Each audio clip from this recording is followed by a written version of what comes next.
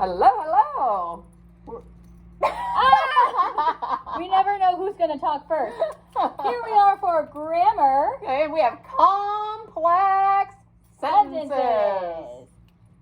So you may be asking yourself, what is a complex sentence? Well, last week we learned about compound sentences. Complex sentences are where you're still connecting two sentences together using a conjunction. But this time we're using a subordinating conjunction and a comma if needed. So make sure you add, our grammar focus this week is complex sentences, and that's when we combine two sentences with a subordinating right conjunction.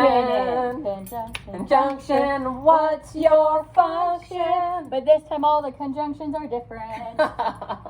All right. Of course. Then, of course, we need to know what are subordinating conjunctions. Okay?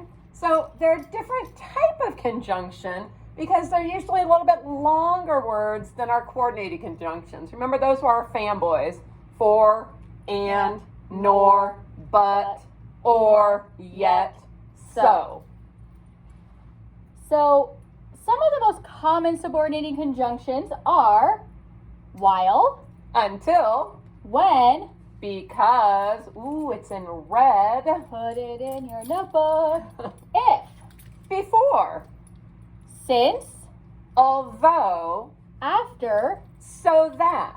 Now, unlike our fanboys, our coordinating conjunctions, there's actually way more subordinating conjunctions out there. We don't want to list them all, but these are the ones you're going to use the most.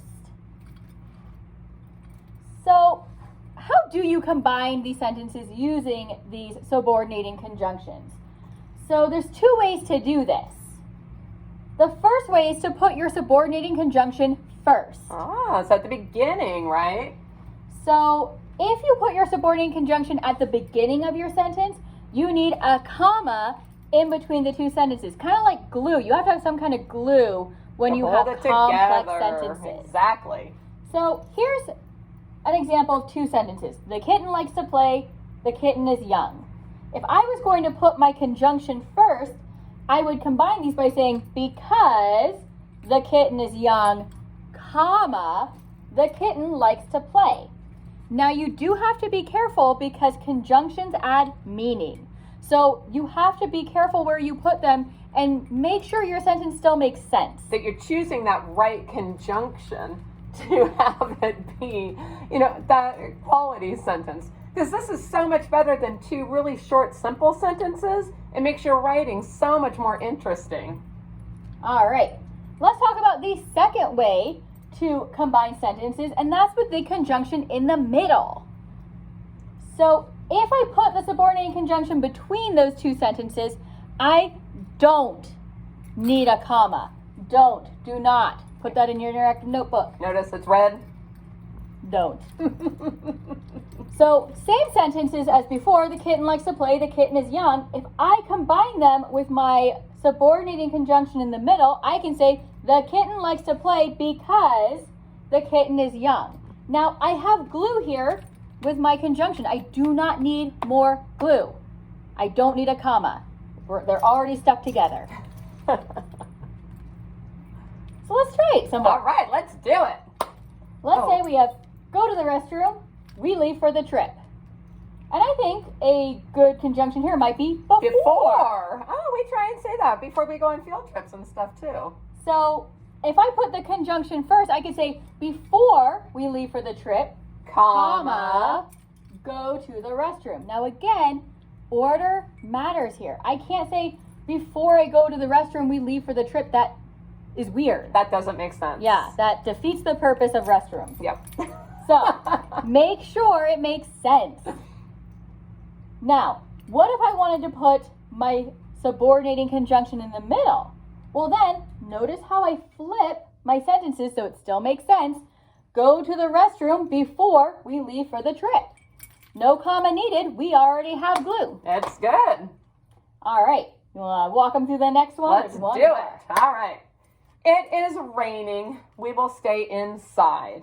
Okay? We wish it would rain right now, don't we? All right. So if we put it in the beginning, if our coordinating conjunction, right? That's if, our tiny conjunction. It is a little The guy, only right? one, a little. But if it is raining, comma, we will stay inside. It's kind of like cause and effect a little bit with that, isn't it? Now, Mrs. Crum, could I reverse my sentences here? I think we can. I mean, could I say, if we stay inside, it will be raining? No, we can't do that, but we could say that we will stay inside if it is rain. Whoa, we get extra Give it a stuff. second. If it is raining, okay? So if I change the order of those, then it still makes sense. So we will stay inside if it's raining. That makes sense, okay? Or if it's raining, we'll stay inside. Make sure you're checking for, does the sentence make sense? Because if I said, if we stay inside, it is raining, that kind of makes a weird cause and effect. Like, yes, if we sit in the classroom, It's gonna rain. start raining. Oh. And as awesome as that would be right now, to stay inside and make it rain, we don't have that kind of power. So, things to know, 2 ways to combine 2 sentences with subordinating conjunctions. Put it at the front, sentence, comma, sentence, or sentence, conjunction, sentence.